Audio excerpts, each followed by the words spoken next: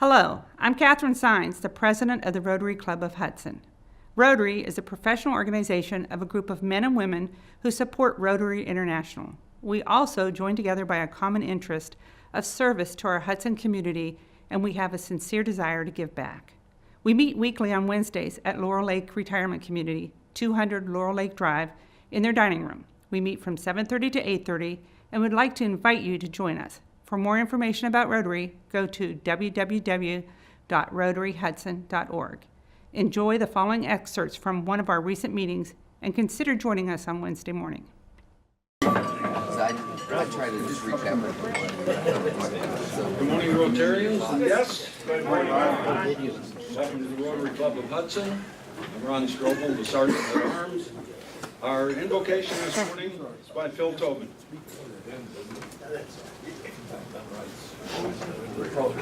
Good morning, everybody. Good morning. Good morning.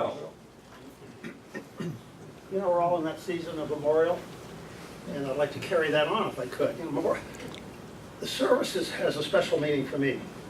If you can imagine, when I was 7 years old, World War II was declared in 1941. And within about 6 months, 3 of my brothers went off to the service. And they served in the worst part of the service, but they all survived, which we're very happy for. I think the biggest casualty was my mother, worrying about them being in the service. So really, Memorial Day covers not only our servicemen, but all the rest of the families that were affected by it.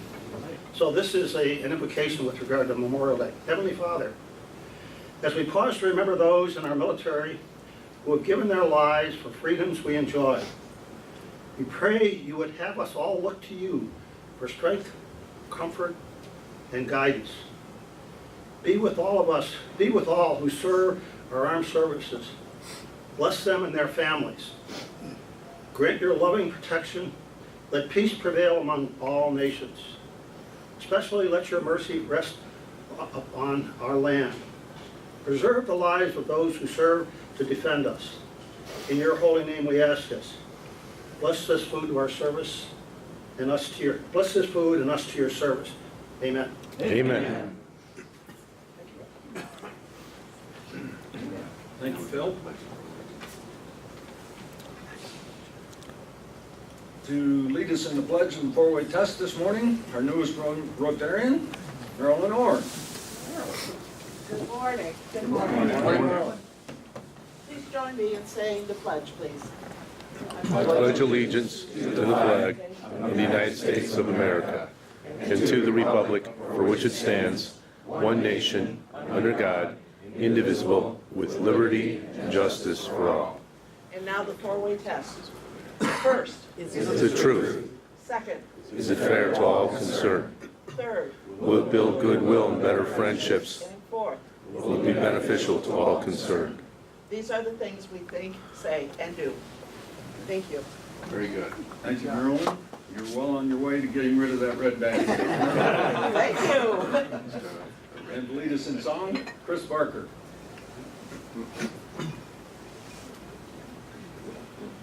Today we have a special treat. If anyone would like to sing along, please feel free, but you may remember that this is something that Catherine played for us last year, and a lot of people have requested that we play it again, and we figured this was the perfect time.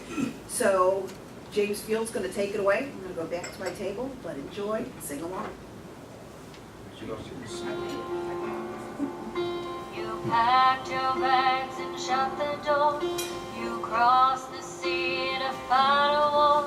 You didn't know just what would happen to you. Stepped in the dirt, boots on the ground, and gunfire was the only sound. And to yourself you whispered hallelujah, hallelujah, hallelujah.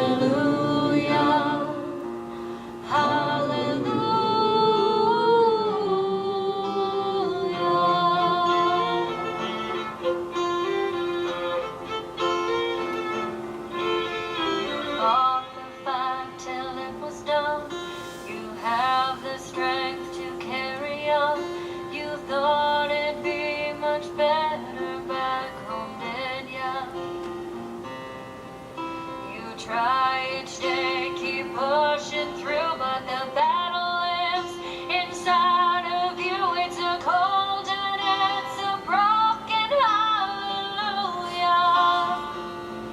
Hallelujah. Hallelujah. Hallelujah. Hallelujah.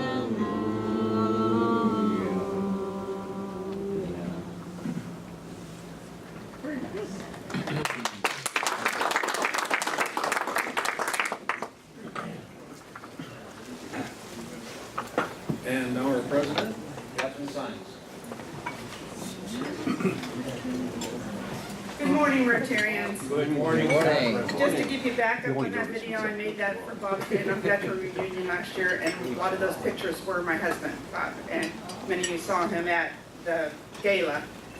Doesn't look like that anymore. But that was a tribute to them, and it brings that reality of Vietnam back and what they went through. And we took that to the Vietnam Veteran Reunion, and a lot of the guys just said they loved it and wanted to know if I could take their pictures and just put their pictures in theirs too, and I'm doing several of them for them now. So it was kind of really a heart stirring. Next, our guest. Chris, will you come back up and introduce our guest? Good morning again. Good We have one guest with us today. If he can please stand so we can give him a warm Rotary welcome. We have Alex Montalto, and that is Phil Warburton's son-in-law. So thank you so much.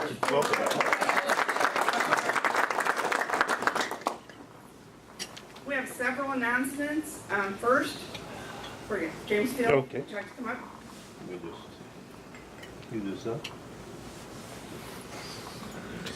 See if I can get my good angle. Yeah, that may be difficult. Yeah, there is not. Only she could say that. Good morning, Rotarians. Good morning. Before I start, that was really inspiring. So I have to do a shout out to my mother-in-law. My father-in-law was a Marine fighter pilot, squadron commander for tours in Vietnam.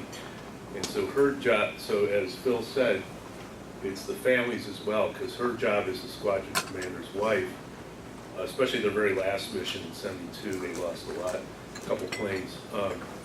She would go with the chaplain to the wives of the pilots who were killed or missing in action. Wow. She said she would get out of the car, they'd see her Wow. immediately while she was there. So, Wow. Phil, like you said, it's not only the those who serve, but the families. Anyway, on a different note, Relay for Life is coming up weekend after next. It's in Stowe. It's the Stowe Monroe Falls Hudson Relay. It's taking place in Stowe. I will send again the link. Any contribution is welcome, or even just signing up so we can show that we have participation. So we'll send that out, and I'll bring forms next week for luminary, because I know a lot of people like to do that. It's a very moving ceremony. It takes place from 10 a.m. to 10 p.m. And I should scroll down for the date, but anyway, I'll send all that information out. Where's it located? It's at the, I would say across from the Kent State Airport. yeah, it's the retirement center, the, Okay, Gwen? Stowe. Yes, there we go. There we go. Stowe Glen Retirement. So I believe it's at the Stowe Glen Retirement Village. Thank you very much. That makes it a lot easier. And if I recall, it's at 4285 Kent Road. So. On 6/9 at 10 a.m. Okay.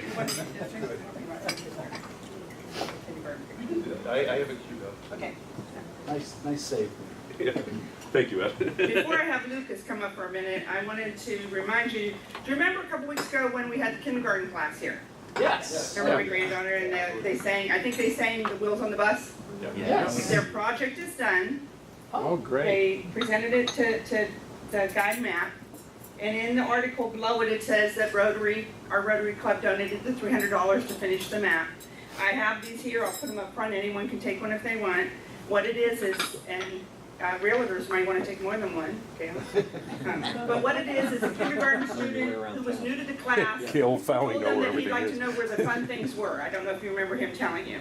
But it has a little story of the boy, and then it tells the places that won, They picked the best treat shop, the best restaurant, best park, best place altogether was the library.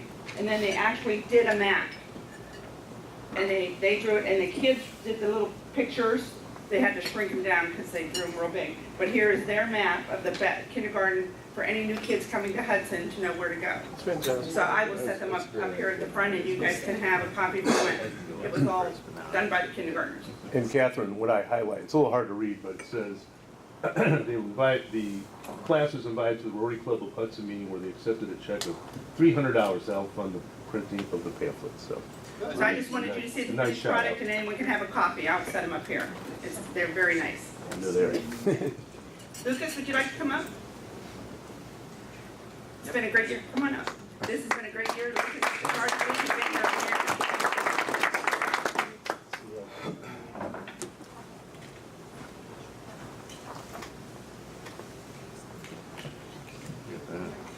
The jacket. The jacket. How much does that weigh? A lot of metal.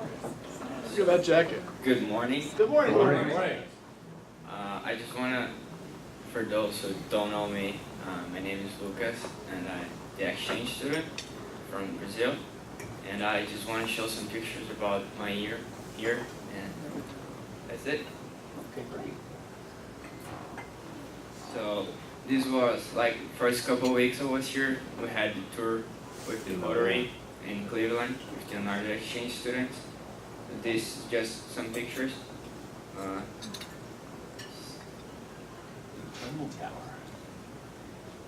Another one. Some pictures I took. I think it's some pretty cool pictures. This is the zoo. I went with Joe and Carol. It was another great experience. It was my first zoo I've been on. Oh, really? And it's pretty cool. Make sure you tell everyone in Brazil, this Cleveland always looks like this. You're right. So this was on my birthday, and we went to a Brazilian restaurant in Cleveland, and we had some good food, and I just opened some great gifts, and it was pretty fun. So this was my first Cavs game, and was a pretty good sit, and was a very fun experience, and that I will remember for a long time. And was, I don't know who was playing with, but we won. So Christmas, Joe and Carol and I went down to Tallahassee on Joe's daughter, and I had a great time down there. We also went to Wakula Springs, which is a boat ride in Florida lakes, river, I don't know. So I was trying to remember the name of this animal, but I can't. Manatee. Manatee. Yeah. We had some good views on it, and it was very nice. And we came back to Ohio. Don't show him that one. But There you go. a couple weeks later, went to New Jersey to visit some Carol and Joe relatives, and it was a pretty fun trip. Met some new people. It's a cool place too, and it wasn't as cold as Ohio. This was the Rotary Cavs game we went to with the other exchange students. This was against Toronto Raptors, and I think we won too, but I'm not sure. Your other seats were better. Yeah. Much better seats. Nice seat too. So then I changed my host family, and it was almost spring break. So on spring break, we went to New York, and it was a very nice trip. We spent like 4 days there, and so this is the whole family. There's one little girl too, but she wasn't in the picture. Some nice pictures from New York. And this is the top of Empire State, and this is Brooklyn Bridge. Wow, great picture. Then I moved back to Joe again after that. And then my Hudson High School graduation was like Wednesday from last week. And then yesterday I went to do parade from Hudson, Monday, I mean. And yeah, it was a pretty fun year. And it's pretty much it. I just want to thank you, Rotary, for this experience, and thank you for everything.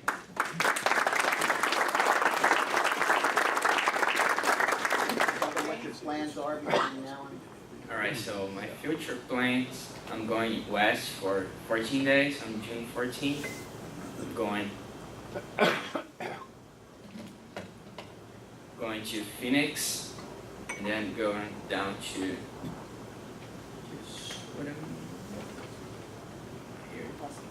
I'm going to Phoenix, Los Angeles, San Francisco, Reno, Virginia City, Twin Falls, Grand Teton National Park, Yellowstone, Temple Square in Utah, and Moab's Arcus National Park, then Colorado, rafting on Colorado River,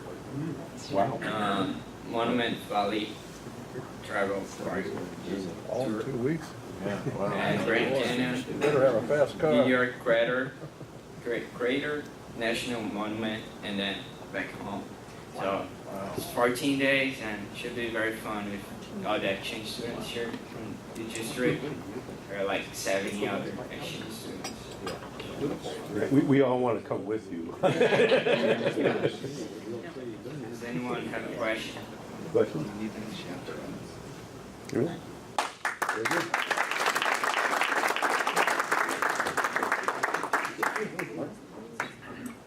He's going to have seen more of the United States than I have. Wow. That's great. Take care. And thank you, Joe, for doing that. Thank you. We appreciate it.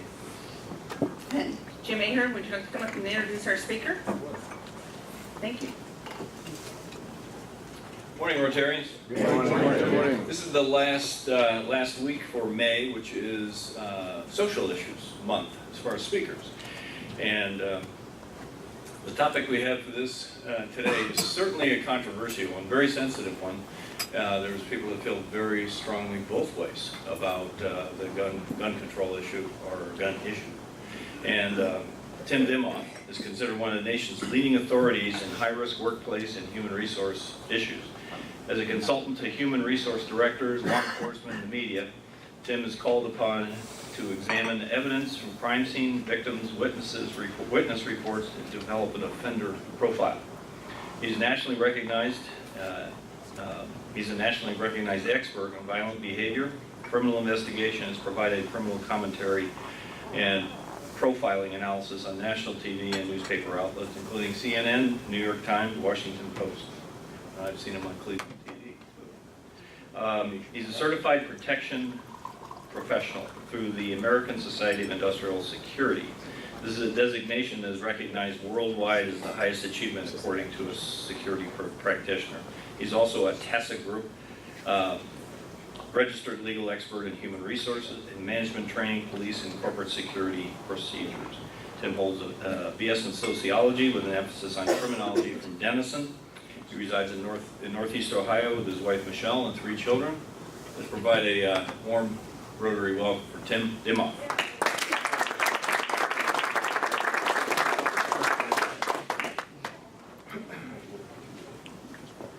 Good morning, everybody. Good morning. So if you're not going to be at the podium, we're recording, so we need you to use the mic. Oh, okay. Can I move around okay with the You video? certainly can. While you're talking to the mic. Yeah, There you go. okay. We'll start over. Good morning, everybody. Good morning. I really appreciate you having me here. This is absolutely a very controversial topic. I've been involved in dealing with guns, aggression, and violence. And I want to start out with one rule that when I talk to groups, I have extensive research and experience that I'll talk to you about this topic. And I'm going to present you some stuff today that you may not be happy to hear, that will be controversial. I'm not here to take a stance nor convince you of anything except the fact that aggression in the United States is up on an upswing at a rapid pace. I'll explain to you why I believe that. Statistics do support that. But I do have one rule when I do training, when I do talk to groups like this that want me to reveal the truth. And that rule is, let's agree it's okay to disagree. So I'll say it again. Let's agree it's okay to disagree. And I want to tell you, every meeting I have, every board meeting I have, any type of encounter, whether it's one-on-one, one with a group, or whether I'm talking to 2,000, or whether I'm doing a keynote nationally, locally, talking to the news media, everything that I do is based on let's agree that it's okay to disagree. In fact, I wish this country would embrace that one rule. Politically, it's a mess. Okay, I'm not here, and I don't care whether you're Republican, Democrat, Independent, whether you're pro-gun or anti-gun, or any of the other things that are going on. What I do care about is this country has ceased to engage in conversation.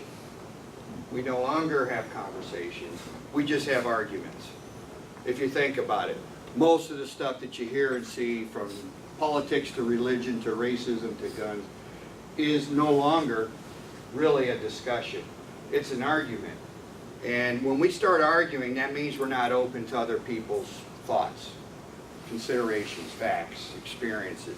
And if we want to fix everything, that's where we start, and it would do a tremendous amount. So I always mention it everywhere I go, because I hope you take that home with you. I hope you take it to every meeting, every family meeting, every political meeting. You say, hey, let's agree it's okay to disagree.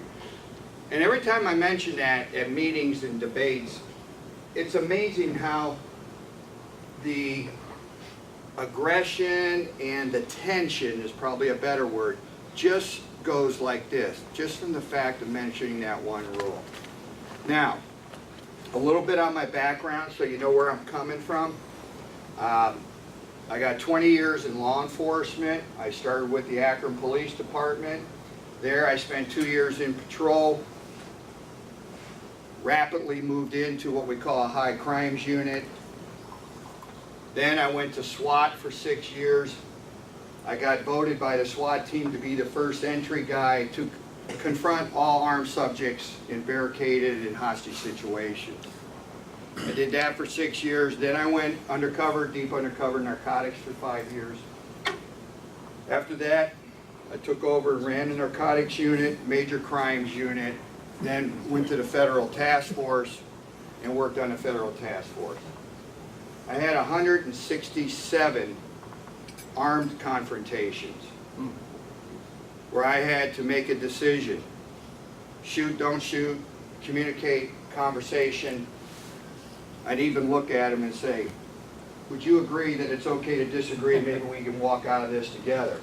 Believe me, the psychological warfare, or the tools that you use with a barricaded subject, armed subject, disgruntled, mental, emotionally upset, suicidal, was interesting. I got a tremendous amount of training and experience, close to 200 training sessions, certifications, and everything on it was very worthy, very blessed to have it. And I was able to turn around and develop training programs for police departments across the United States that would reduce aggression and the need for confrontation. Okay? Get done with the police department. I noticed that on the private side, we're having a lot of workplace violence, bullying, and of course, active shooter. With the active shooter and the bullying and the violence, I developed programs based on my experience in training, but brought it on the private side. And now my company for 20 years has been going all over the United States, and we're helping people and companies to understand how to diffuse and deal with difficult people, how to deal with workplace violence, how to deal with aggression. The other thing is, the reason I get a lot of national and local press and media is we have one of the most advanced research teams in the entire United States. We are considered one of the top 5 in the entire country on aggressive criminal behavior, aggression, violence, active shooters. We're one of the leaders. We've developed a lot of the law enforcement, schools, programs, private, nonprofit. Our research is very up to date, very cutting edge. Everybody wants it. I believe knowledge is king. That's my other thing. If you can research it, develop it, talk to people with experiences, you can avoid a lot. We're in a big push right now to help with the active shooter situation. I could spend 2 hours telling you some very unique things about the active shooters and what drives them. Also, we do anti-terrorism. So we get everything from the extreme. I just want to set that up before I get into.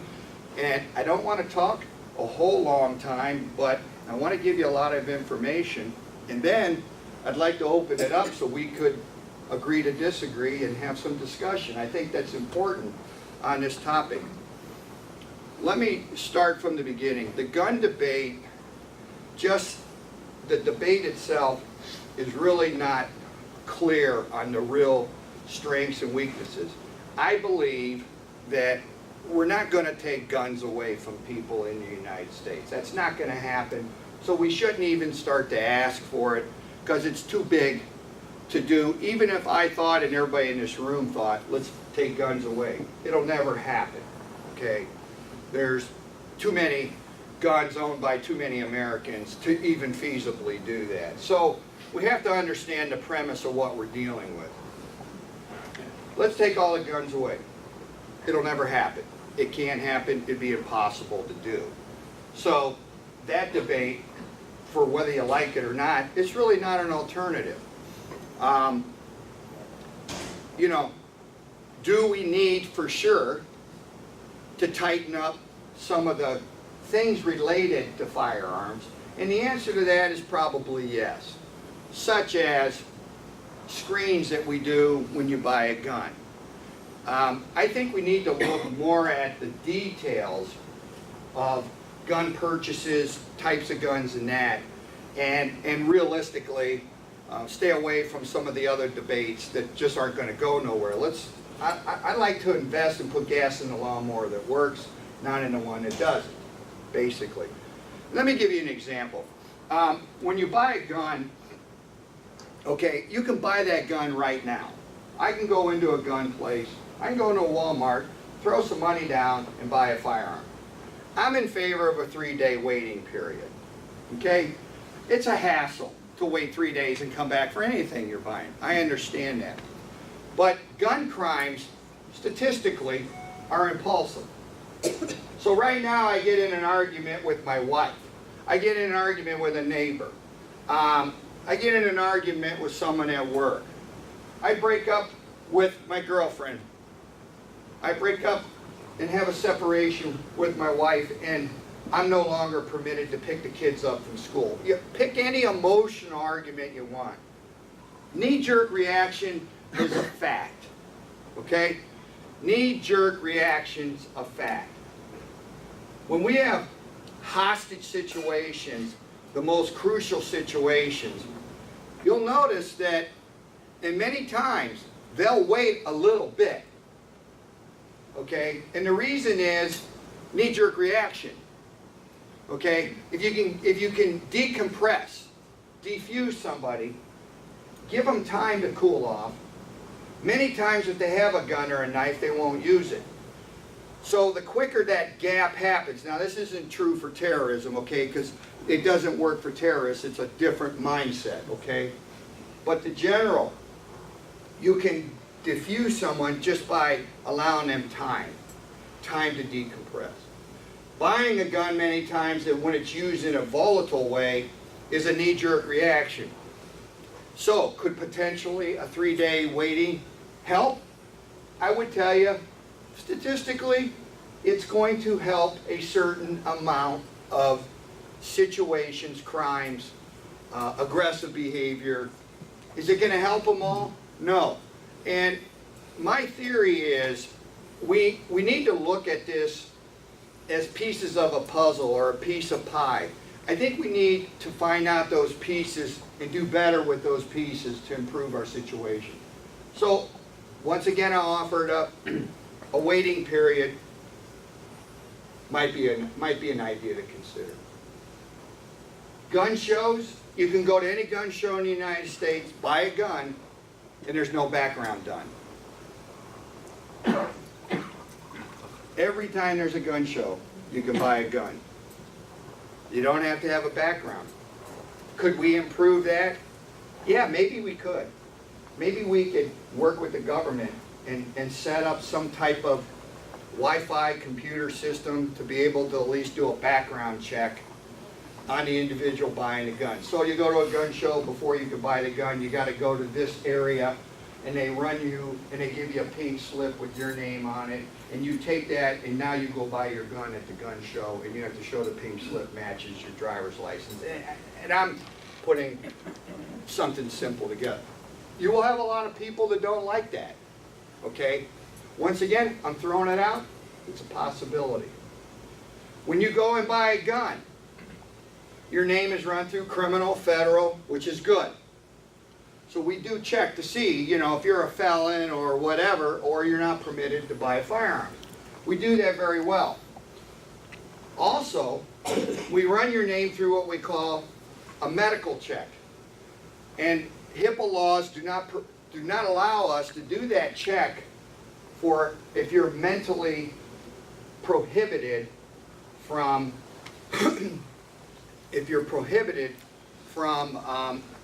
mentally you've been declared not able to own a firearm. Okay, so that law exists. So when you go to a gun place, they check your criminal, they put you through what we call the anonymous medical prevention.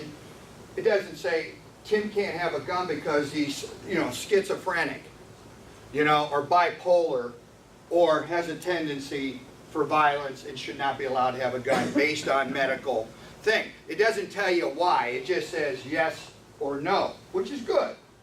Protects the law. But we only have 39 states that comply to it.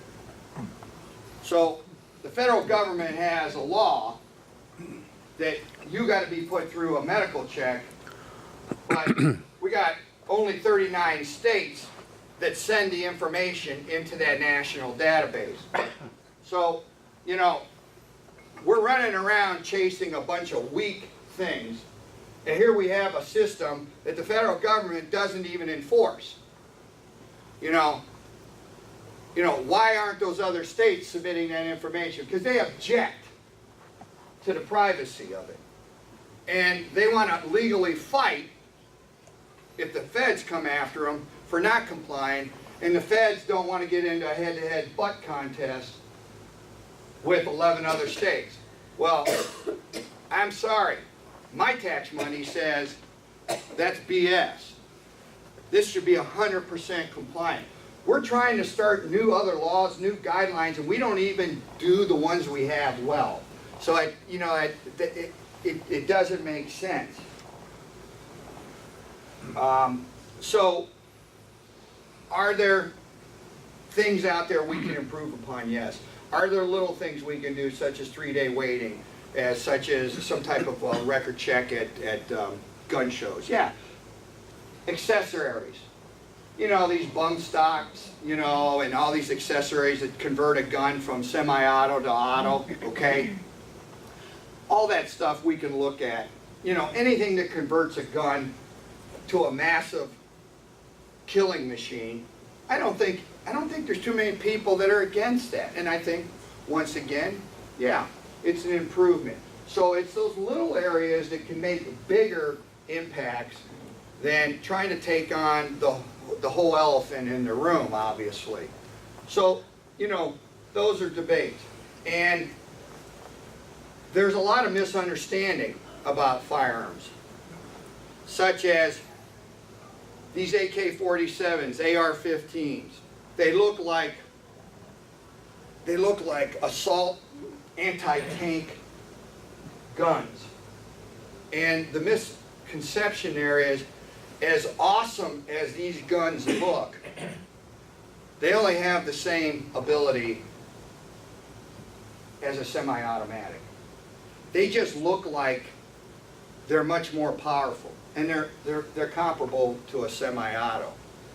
Okay, so there's a perception that, you know, we see that big rifle with the funnel on the barrel, and we think, oh my gosh, that thing, you know. But in reality, it's no different than a semi-auto. It just looks awesome. Okay, so once again, perception can be misleading. Now, if you take all the AR-15s and all these other super fancy looking rifles and you'd meld them all in the world, okay, just destroy them all, you were successful.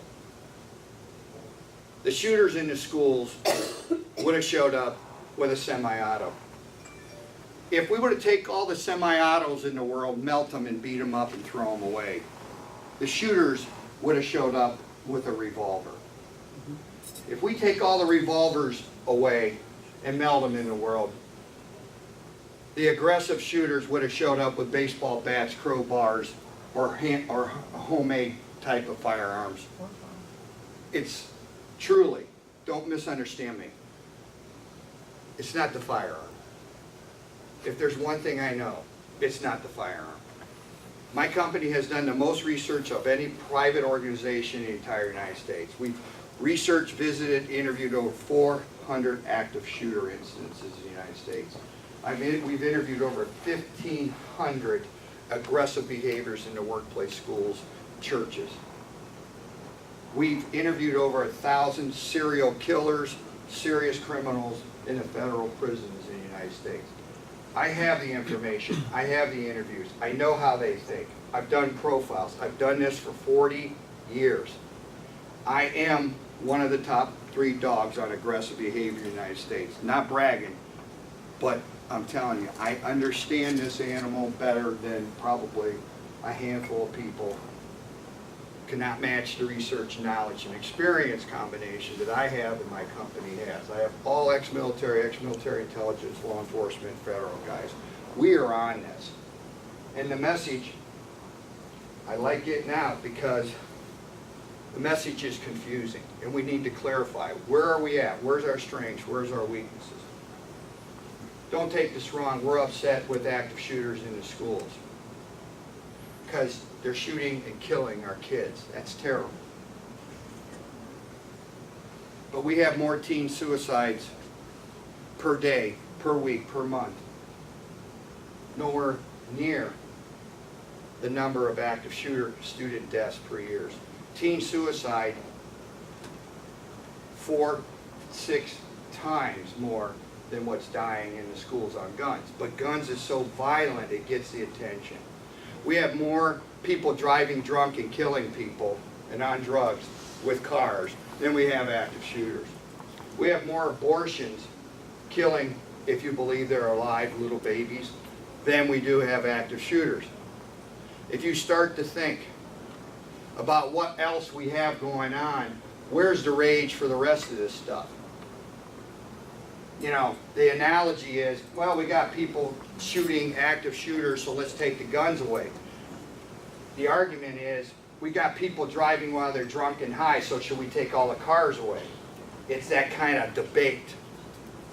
And I leave that up to you.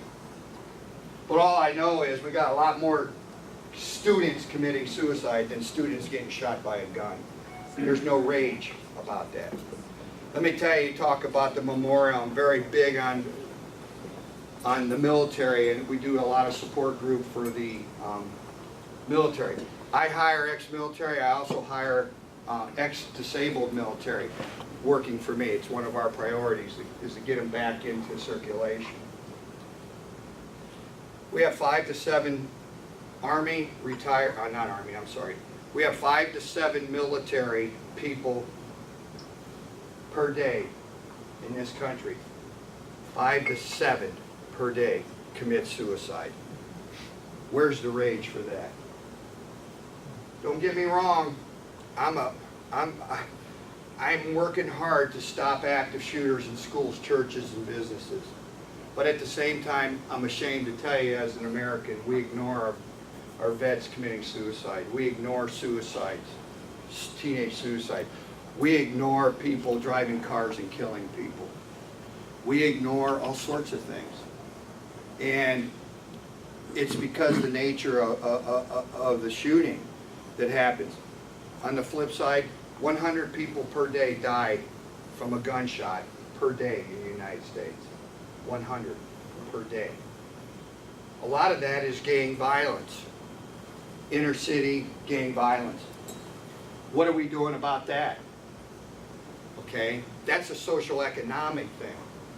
Okay, that's integration and of our society, of our people. So we got this massive thing going on, and it's caught so much of our attention, you know, that I worry about. Because what I'm worried about is the fact that aggression is increasing exponentially.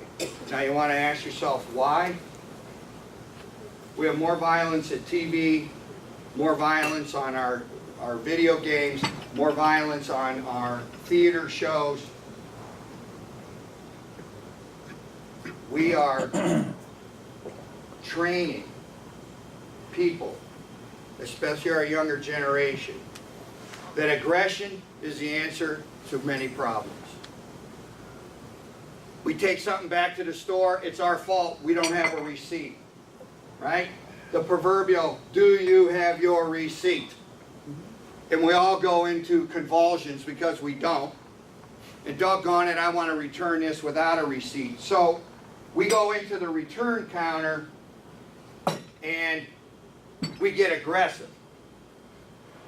So, you know, every piece of our daily life, once again, the overall answer is we got to get back to the roots of working on, let's agree it's okay to disagree. Let's start to work together. Let's start to teach our kids, our young generation. Let's start to re-embrace communication, agreeing to disagree, and not tolerating. Now, based on my 40 years, I wrote a book called Life Rage. And all Life Rage is about is the fact that we went from road rage to life rage. Every day, it's a good chance that you'll go somewhere if you leave your house and you'll experience some type of negative interaction. Road rage. Go to the grocery store and the cashier is not happy to see you. Orange cones. Go to an event.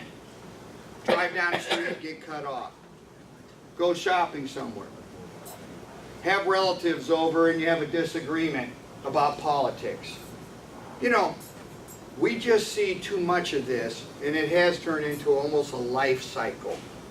That concerns me because for 40 years I'm seeing this, and I'm seeing more aggressive behavior. Okay?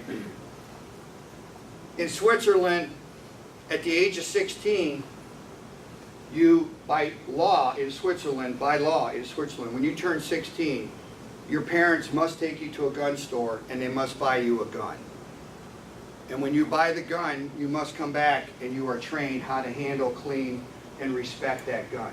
Every citizen in Switzerland has a gun, is trained on it, and they have nil problem with guns. Gentleman mentioned World War II. When Germany went through Europe, Hitler said, don't go to Switzerland everybody there has a gun, and that's why Switzerland was never invaded. Now, that's not an argument for guns, it's just an interesting fact. Thought they were neutral. Australia. About 2 years ago, Australia mandated a national take the guns away. They thought the answer was take guns away. Just so you know, their crime has skyrocketed since that happened. I'm not telling you pro or con, I'm just giving you facts, okay? Out of all the countries in the world, we absolutely have the most aggressive, violent country. I just talked to a gentleman from Denmark, and he just flat out told me, you know, he's here in the United States working for a United States company, but he handles Denmark, and, you know, he said, Tim, why do you have so much aggression? He goes, we don't deal with that kind. We don't. He goes, we've had one person killed by a gun in like over a year or two. He goes, it was like, oh my gosh, how'd that ever happen? He goes, it's just, Denmark is totally different. And I'm just using them as an example. You know, okay, let's take the statistic, kids killing kids with guns in this country. Kids killing kids with guns in this country alone. If you add up all the other countries in the world and take their statistics of kids, youth killing other youth with guns, you add up all the other countries in the world, the United States has 10 times more kids killing kids with guns than the entire summation of the rest of the world. It's not about guns. Some of the issues are about guns. But we have a bigger underlying problem. So, I can go on and on and on, but I think it'd be good for us to open up some debate. Remember, we agree, it's okay to disagree.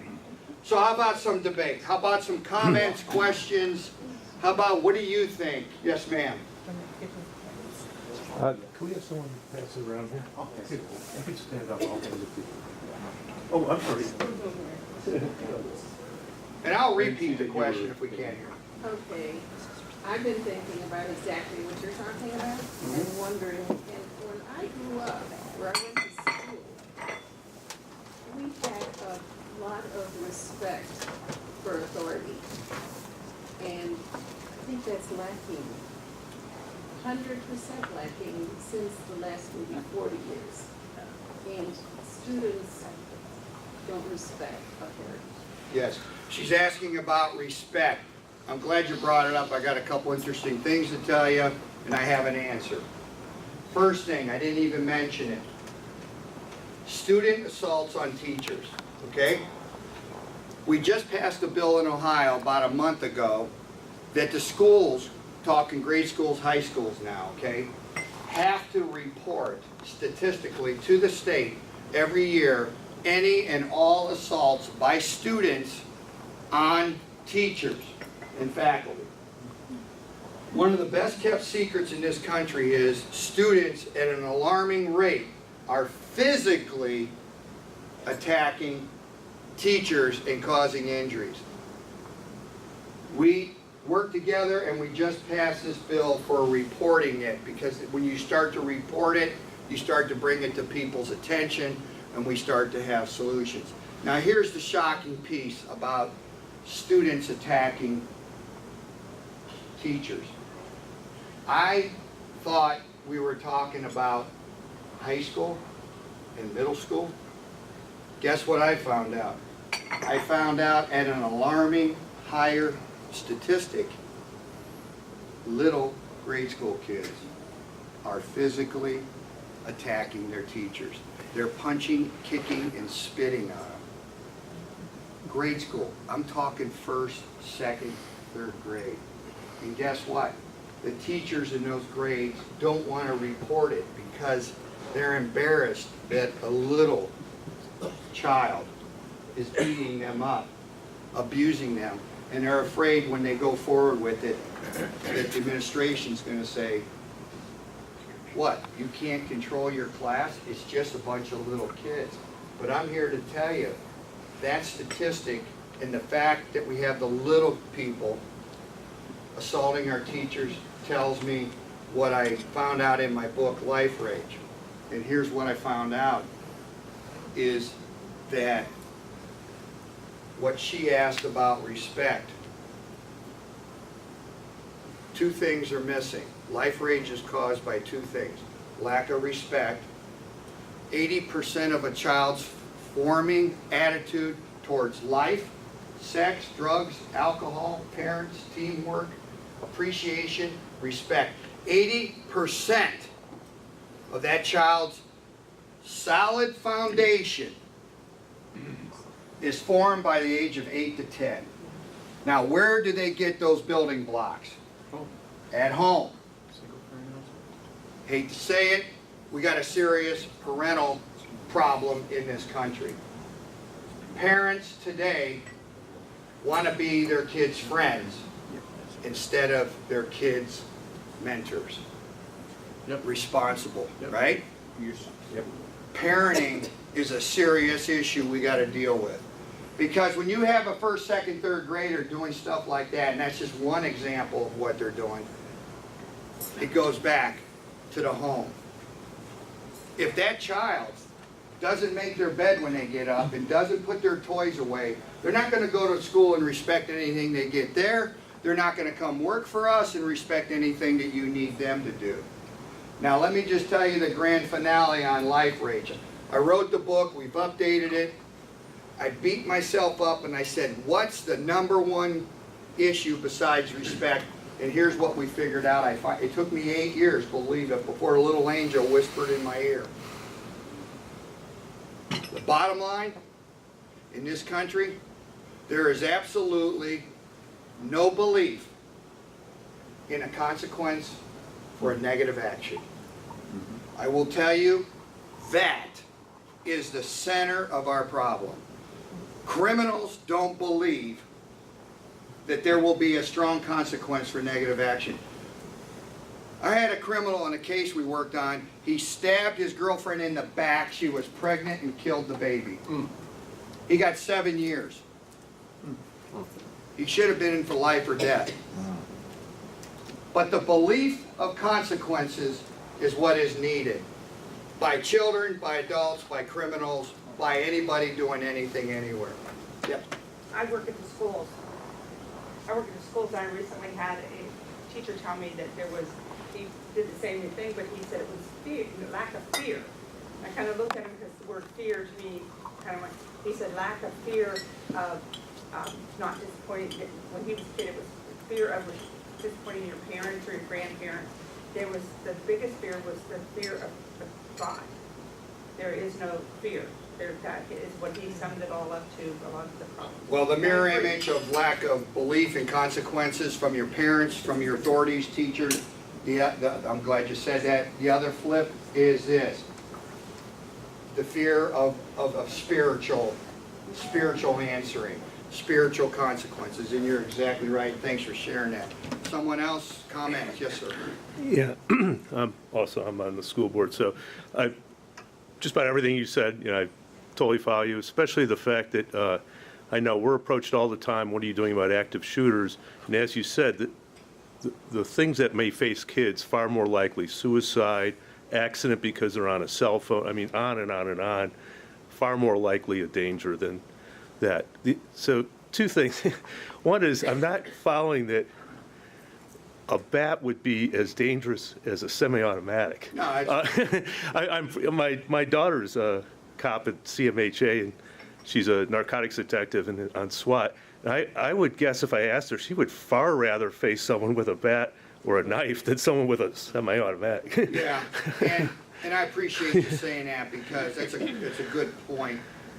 When I say that they take the guns away, they'll use a bat or a crowbar, it's absolutely, I would rather tackle a guy with a bat any day than a gun. But my point in that was, it's not the weapon that's causing it. I guess I use it as a metaphor that what's behind it. You know, you take all the guns away, there's still the incentive to want to hurt people. And that's Right, what I yeah. really meant. Yeah. So I appreciate you clarifying. Yeah, then the other question I have is, a lot of the problems that we've seen both with children who were shooting and those who accidentally shoot someone, the case where the fellow young boy stole his grandfather's gun and shot his brother. Is there a way to get people to secure their guns better? In fact, I talked to my daughter, a lot of the guns they face on the street are guns that were stolen from someone who owned it legally and they were broken and... It's the same old thing. Where do they get a lot of their drugs? In their parents' and grandparents' medicine Yeah. cabinets. Where do they get their guns? From their grandparents and parents, and you're exactly right. I think on that, your question about storing guns, I think that's a matter of education. Most people who've owned guns and who are older and have owned guns, guess what? They grew up in a household that did what? Never locked the guns up, and they were taught as kids, what? You don't go near that gun without me. Respect to the gun, respect to the fact that it isn't yours. And what's happening is, we have a generation, us, that grew up, and we had discipline structure, and we knew right and wrong, and we feared consequences, and we knew get home by the time the street lights are on, right? If there's any rule we remember, it's the street lights rule. Every group I talked to, everybody remembered that. Everybody respected that. So the problem is we have an older generation that has different standards that they assume the other younger generation is going to embrace, and they're not. So we need to re-educate on several levels the older generation about guns, about medicine and cabinet, about, you know, talking to their grandkids and their kids, everything. So I hate to cut you short. that's all right. But he has a lot of pamphlets and information up here to share with anybody. And would you be willing to stay a few minutes if people have Oh, yeah. additional questions? Thank you, Tim. Yeah. Thank everybody who helped this morning, Dan Rich, Tom Page, Tom Tobin, James Field, Ron Barnhouse for setup and tear down. And if I could, Tim, could I get you to draw our winning number? Absolutely. And then just say All right. Last four. 6220. I'll repeat it. 6220. See? Good luck. Thank you. The pot is $12 and jackpot's $136.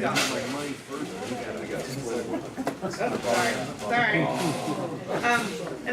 And along with Memorial Day, thank you to all our military personnel for the sacrifices you've made to our freedom, and thank you for coming today.